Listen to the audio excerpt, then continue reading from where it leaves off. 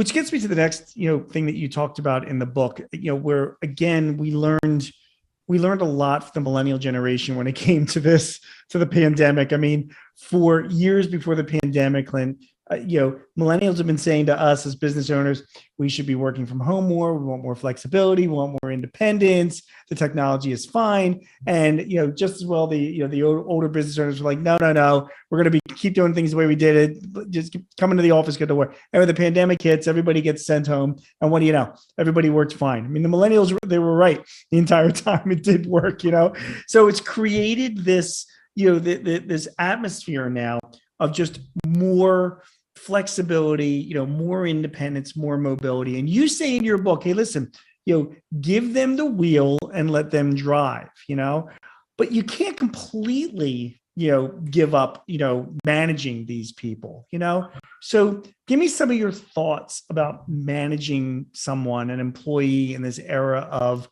I want as much independence as possible. I wrote about in the book, I was a pilot for a long time. I wrote about a lot of business owners. We try to diagnose the problem. We try to figure out people. We do these assessments and spit out a number and tell me who you are. And before I hire you, I need you to take this color code exam so I know who you are and if you're going to be a great fit. And I think the moment that we start figuring out and thinking as leaders, okay, I can't look at people as a generation, or there is no hack. There is no one silver bullet. Right. And realizing that people are people, right. And it's your job to get to the part about that individual. The more individualized we can make our leadership, the more powerful it will become. Because here's the reality. Sometimes a certain style of leadership will work with one individual and it won't work for another. Yep. And I wrote about in the book, the power in an airplane. As a pilot, there's a manual. There's a manual for every plane.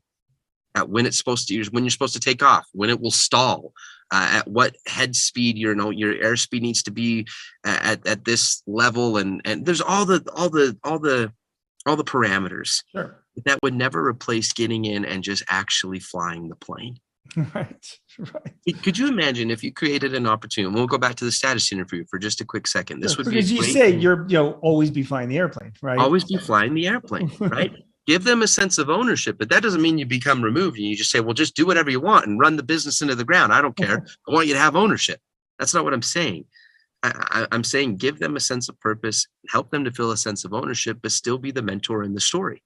Still be the person that they need, because you're the person that will connect them to something bigger. Without you, their possibilities, their hopes, even the business itself is non-existent.